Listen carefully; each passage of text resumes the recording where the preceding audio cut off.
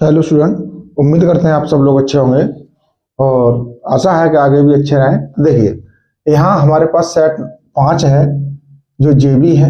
इसमें पहला ही क्वेश्चन दे रखा है, समस्त त्रिभुजों के समुच्चय ए में, यानी बात क्या की है, समस्त त्रिभुजों के समुच्चय ए में आर जो संबंध है वो क्या संबंध है, T1।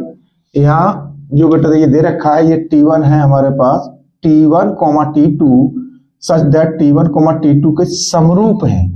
यानी ये कैसे हैं, समरूप हैं, द्वारा परिभाषित संबंध आर। तो देखिए पहले यहां जो दे रखा है उसे लिखेंगे, दिया है यानी समुच्चय ए में, समुच्चय ए में आर संबंध दे रखा है T1, T2 such that T1, T2 के समरूप हैं, के समरूप हैं। अब ये जो समरूप है, अब इसमें पूछ रहा है कि ये कैसा होगा, स्वतुल्य होगा, सममित होगा, किंतु संक्रामक नहीं, स्वतुल्य। बेटा दिखाई तो दे रहा है यार साफ साफ किसमें ऑप्शन कौन सा है। तो देखिए हम आपको प्रूव करके बताते हैं। जब कोई भी त्रिभुज है, कोई भी दो त्रिभुज हैं, ये आपस में कैसे हैं, समरूप है। देखो पहला त्रिभुज जो हमारे पास T1 है, दूसरा है क्या है, T2 है। अब T1 जो है, सबसे पहले हम स्वतुल्य की बात करते हैं, स्वतुल्य, स्वतुल्य पता करते हैं स्वतुल्य है कि नहीं है। तो अब ये बताइए कि T1 T2 के समरूप है या नहीं है। तो यहां पर T1, T2 ये कैसे होंगे, समरूप होंगे और बिलोंग किस में करेंगे, आर में करेंगे। ये जब आर और T2 जो है, T2 जो है वो भी T2 के साथ में बिलोंग करेगा, यानी T2, T2 ये भी समरूप होगा अपने दूसरे वाले त्रिभुज के लिए। तो जब ये T1, T2 बिलोंग कर रहा है आर में, तो कैसा होगा, ये स्वतुल्य होगा, स्वतुल्य है, ये हमें पता चल गया स्वतुल्य। अब समरूप के लिए, सम्मित के लिए बात करते हैं, सम्मित। अब सम्मित के लिए T1, T2 बिलोंग करेगा आर में। तो जब T1 और T2 ये वाला त्रिभुज है, इस वाले त्रिभुज के समरूप है, तो ये वाला भी इस वाले त्रिभुज के समरूप होगा। तो T1, T2 बिलोंग कर रहा है आर में, तो T2, T1 भी बिलोंग करेगा किसमें, आर में। तो कैसा हो जाएगा, ये सममित हो जाएगा, सममित।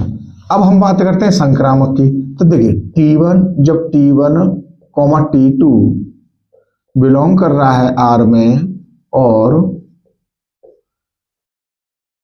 T2, T3 भी बिलोंग कर रहा है आर में, तो T1, T2 T1 और T3 भी बिलोंग किसमें करेगा, आर में। जब ये आर में बिलोंग करेगा तो क्या हो जाएगा बेटा, ये संक्रामक हो जाएगा, ये संक्रामक।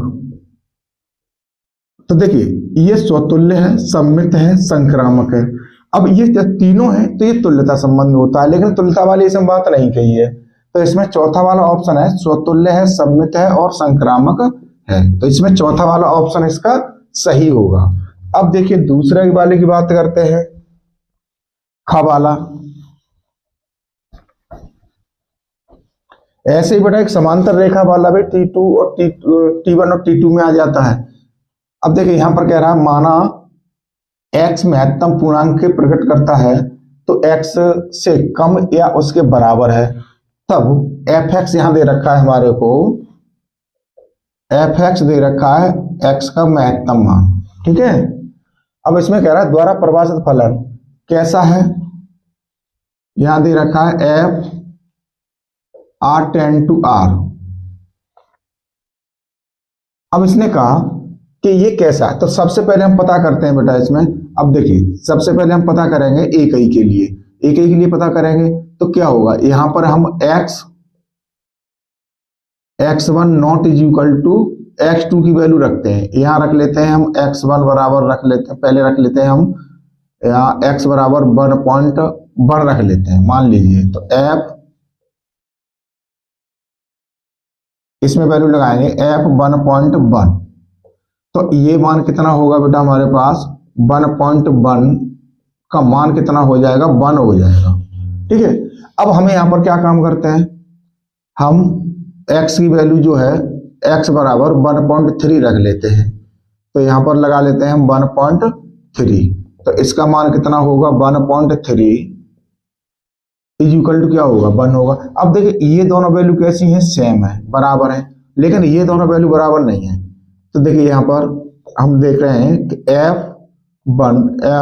X one not is equal to F X two, या हम यहाँ कह सकते हैं कि F 1,1 not is equal to F 1,3, यानी ये इक्वल नहीं है। जब ये इक्वल नहीं है हमारे पास फॉर्मूला क्या होता है कि F X one is equal to F X two, अगर हमारे पास है रहा है तो ये कैसा होगा, एक ही की फलन होगा। अब यहां पर हमने लिख लिया कि एक ही की नहीं है। अब हम आच्छादक के लिए बात करते हैं। आच्छादक के लिए हमारे पास देखिए, आच्छादक के लिए, आच्छादक के लिए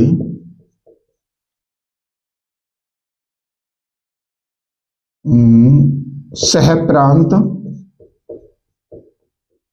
और परिसर बराबर होना जरूरी है। कैसे बराबर,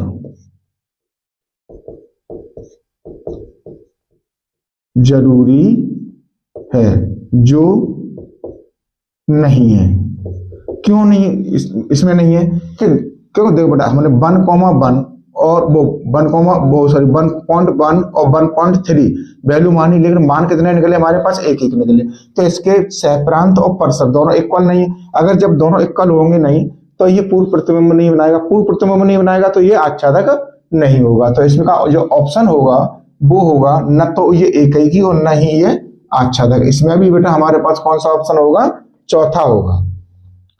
तो अब देखिए हमारे पास यानी क हो गया और ख हो गया। अब हम ग की बात करते हैं, तो ये तो आपको स्पष्ट दिखाई दे रहा है। ग वाले में क्या पूछ रहा है, इसमें कह रहा है कि अवकल समीकरण D cube Y upon D X cube plus log X D square. अब देखिए यहां पर लिख लेते हैं हम इसको, D cube Y upon D X cube is equal to, sorry plus है यहाँ पर, प्लस और log X D square Y upon D X square plus 5y is equal to cos X. अब सिर्फ पूछा है कि की कोटि होगी। अब देखिए सबसे ज्यादा अवकलन हो रहा है, कितना हो रहा है, 3 हो रहा है बेटा, ये 3, तो कोटि कितनी होगी हमारे पास, कोटि हो जाएगी इसकी 3। अब अगर यही घात की बात कर देता तो इसी की घात देखते, जिसकी सबसे ज्यादा कोटि होगी उसी की घात देखते, तो घात इसकी हमारे पास 1 हो जाती, क्योंकि कोटि हमारे पास 3 है तो इसके ऊपर कोई पावर है नहीं, पावर नहीं है तो वहां 1 माना जाएगा। तो हम यहाँ घात की बात करते तो घात हो जाती हमारे पास 1। अब देखिए इसने पूछा क्या गया था, कोटि, तो कोटि में दूसरा वाला ऑप्शन इसमें है 3, ये सही होगा। अब बात करता है बेटा घ वाले में, तो ग हो गया। यहाँ कहता है 2 बिंदुओं P और Q के निर्देशांक। तो देखिए P के निर्देशांक कितने दे रखे हैं, P के निर्देशांक यहाँ कितने हैं हमारे पास, 2, 3, 0, 2, 3, 0। और Q के निर्देशांक कितने दे रखे हैं, Q के निर्देशांक है बेटा हमारे पास -1, -2, -1, -2, -4, ये हमारे को दे रखे। अब पूछा क्या गया है, तो सदिश पी क्यू होगा। अब देखिए पी क्यू यहाँ पर हमें सदिश निकालना है, तो क्या हो जाएगा बेटा, क्यू के बिंदु माइनस पी के बिंदु हो जाएंगे। तो देखिए यहाँ अब हमारे पास क्यू के बिंदु कितने हैं, -1, कॉमा, यहाँ इसमें से पहला वाला घटाओ, चलो यहाँ से -2, ये हो गया, कॉमा -2 -3 हो जाएगा, क्योंकि ये बाई वाला घटेगा। अब यहाँ पर दे रखा है 4 -0, ये हो गया, तो ये हो गया -3, ये हो गया -5 और ये हो गया 4। अब ये हमारे पास निकला है। अब इसने पूछा है सदिश की बात कर रहा है, तो पी क्यू सदिश जो है बेटा ये कितना बनेगा हमारे पास -3i, और ये -5 है तो -5j, और ये बनेगा प्लस का 4k। अब देखिए पहला ही वाला ऑप्शन है इसमें हमारे को मिल रहा है, कौन सा वाला, पहला वाला, -3i -5j और प्लस के 4k। बेटा ये माइनस में है, ये भी हमारे पास माइनस की वैल्यू दे रखी है, तो -4, तो फिर ये गड़बड़ हो जाएगा, यहाँ पर माइनस का 4 आएगा, तो ये माइनस का 4k बनेगा। तो ये ऑप्शन जाएगा बेटा आपका, ये ऑप्शन जाएगा आपका -3i -5j -4k, तीसरा वाला ऑप्शन सही होगा। अब देखिए इसमें अंगा वाले में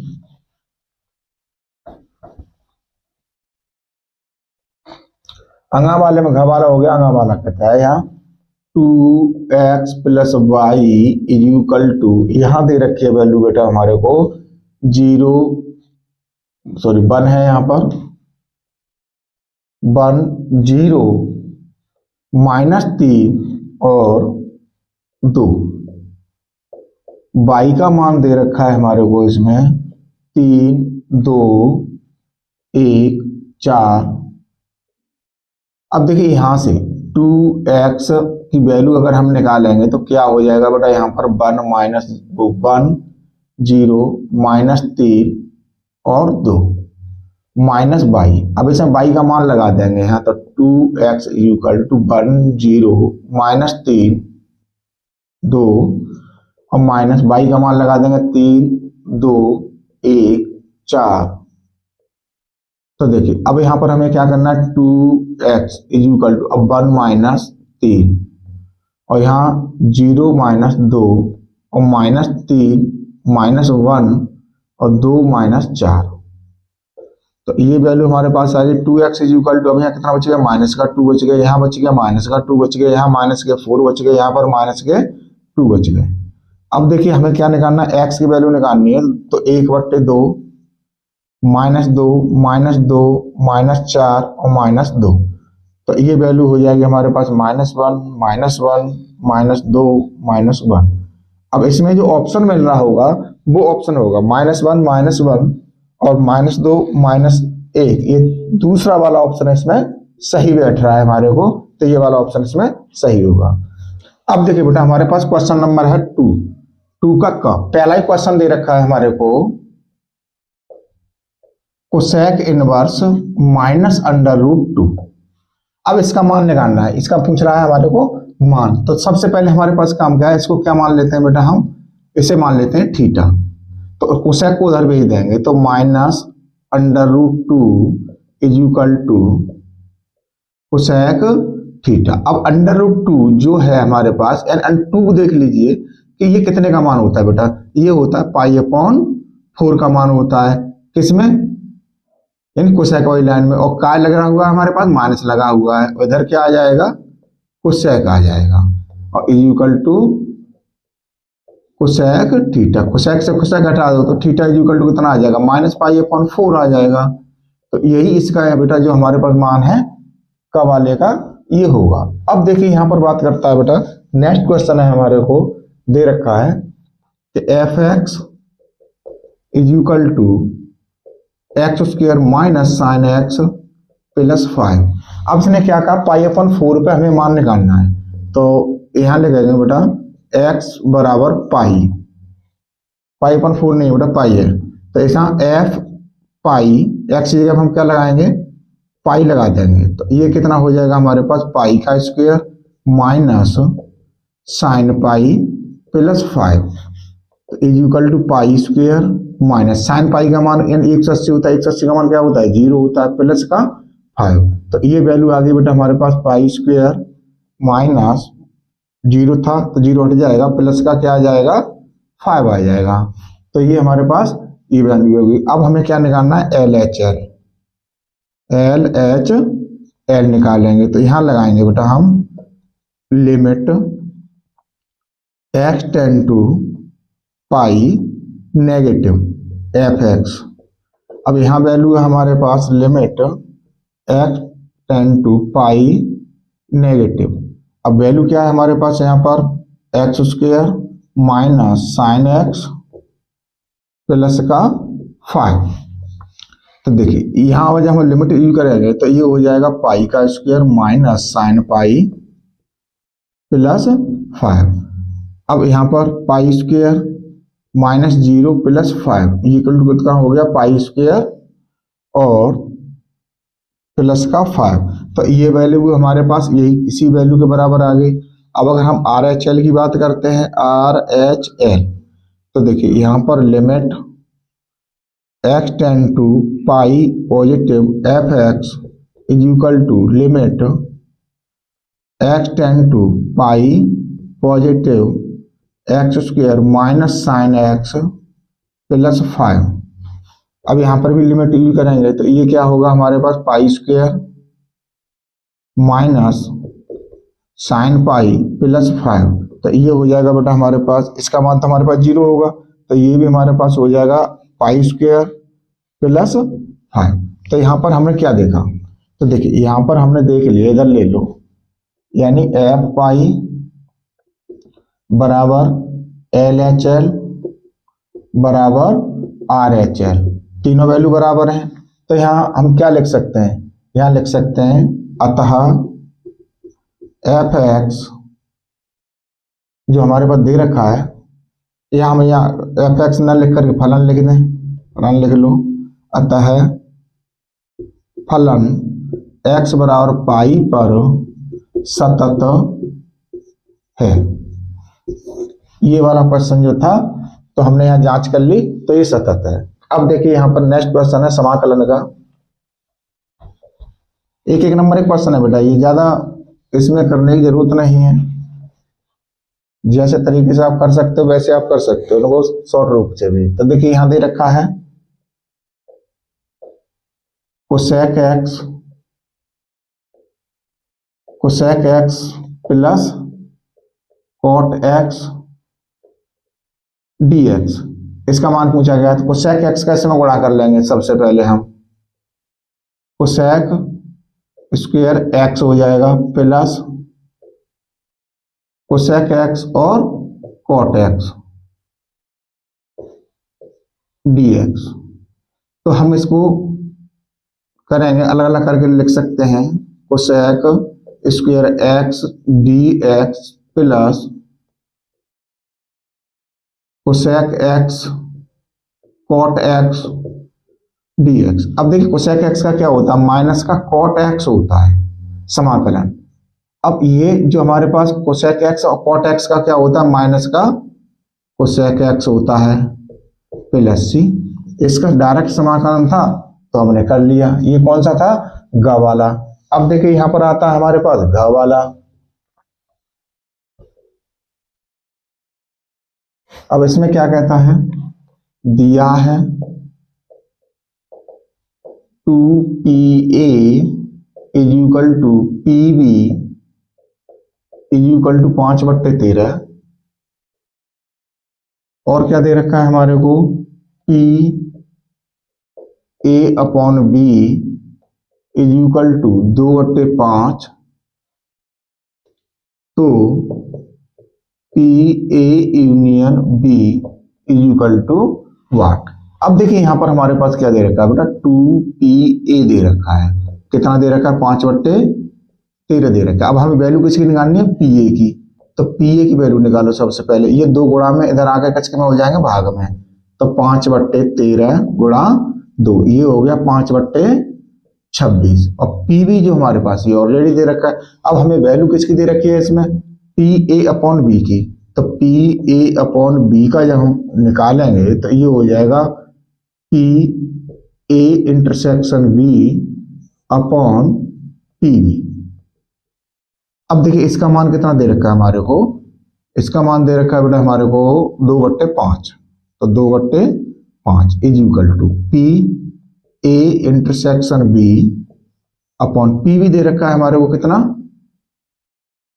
पी बी 5/13, 5/13 दे रखा है। अब इसका क्रॉस मल्टीप्लाई गुणा कर देंगे तो ये हो जाएगा 2/5 गुणा 5/13 is equal to P A intersection B. अब देखिए 5 से ये 5 कट गया तो ये आ गया बेटा P A intersection B is equal to 2/13। ये वैल्यू आ गई हमारे पास। ठीक, अब हमें क्या निकालना है, यूनियन निकालना है। देखिए P A union B is equal to P A plus P B minus P A intersection B. ये फॉर्मूला लगाएंगे। अब पी ए का मान जो दे रखा है बेटा वो हमारे को कितना दे रखा है 5/26, 5/26 प्लस पीबी, पीबी का मान जो दे रखा है वो दे रखा है 5/13 माइनस, अब पी ए इंटरसेक्शन बी का मान निकाला है हमने 2/13 निकाला है। अब देखिए इसका सभी का क्या हो जाएगा, एलसीएम हो जाएगा बेटा 26। तो 26 का पहली वाली वैल्यू को सॉल्व करेंगे तो 26 का 26 में देंगे 1 बच जाएगा तो ऊपर कितना बचेगा 5 प्लस 13 का देंगे 2 बच जाएगा, 2 का गुणा करेंगे 5 में, 5 दूनी कितना हो जाएगा 10 माइनस 13 का 2 बार 2 दूनी 4। तो ये बन गया बेटा हमारे पास 10 5 15 माइनस 4/26। तो ये वैल्यू कितनी आ गई बेटा हमारे पास 11/26, जो इसका आंसर था कौन से वाले का, घ वाले का। तो ये हमारे पास क्लियर हो गया। अब देखिए बेटा इसका नेक्स्ट क्वेश्चन है,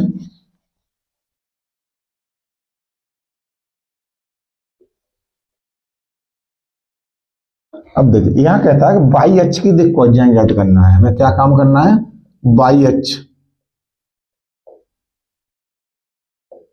की दिक् कोज्याएं। तो देखिए बाई अक्ष जो है एक्स अक्ष के साथ कितना कोण बनाएगा 90। हम जानते हैं कि बाई अक्ष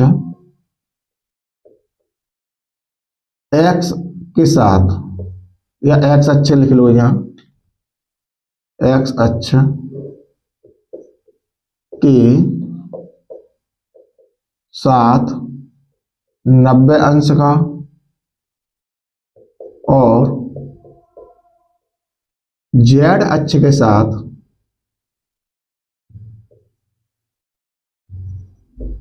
अक्ष के साथ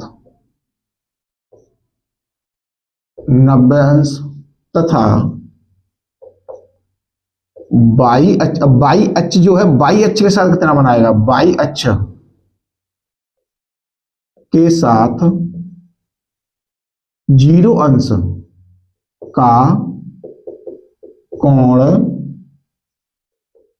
बनाता है। अब देखिए इसलिए अल्फा बराबर कितना हो गया बेटा 90, बीटा बराबर कितना हो गया हमारे पास 0 अंश, और गामा बराबर कितना हो गया हमारे पास 90 अंश हो जाएगा, क्योंकि जेड के साथ कितना बना रहा है 90 का बना रहा है, और एक्स के साथ कितना बना रहा है 90 का बना रहा है, और बाई के साथ कितना बना रहा है 0 को बना रहा है। अब एल बराबर क्या फॉर्मूला होता है बेटा हमारे पास कॉस अल्फा, एम बराबर क्या होता है हमारे पास कॉस बीटा, और एन बराबर क्या होता है हमारे पास कॉस गामा होता है। तो देखिए एल कितना हो गया कॉस 90, कॉस 90 अंश का मान कितना होगा बेटा हमारे पास 0 होगा। अब ऐसे ही एम बराबर कॉस 0 अंश, अब कॉस 0 का मान कितना होता है हमारे पास 1 होता है, और N is equal to cos 90, तो n की वैल्यू कितनी आ जाएगी बेटा हमारे पास 0 आ जाएगी। अतः यहां लिख देंगे y अक्ष की दिक्कजाएं, अब पहला कितना है 0, फिर 1, फिर 0, 0,1,0 होंगी। तो देखिए कितने आसानी से बेटा ये क्वेश्चन हो गए। किसी की भी बात करता है, अगर x अच्छी की बात करता है तो x वाला 1 आ जाता और 0 0 हो जाता है। अगर z की बात करता है यहाँ पर तो z का 1 आ जाता और 0 0 हो जाते। अगर यहाँ पर 1 या 2 की x y की बात करता तो x y के मान हमारे पास 1 1 आ जाता है, z 0 हो जाता। तो ये अंगा वाला क्वेश्चन था, कितने आसानी से मैंने सॉल्व कर लिया। अब देखिए बेटा, आपको उम्मीद करते हैं कि हमारा पढ़ाना अच्छा लगा हो। तो अगर अच्छा लगा है तो बेटा वीडियो को लाइक और शेयर करना ना भूलें। धन्यवाद।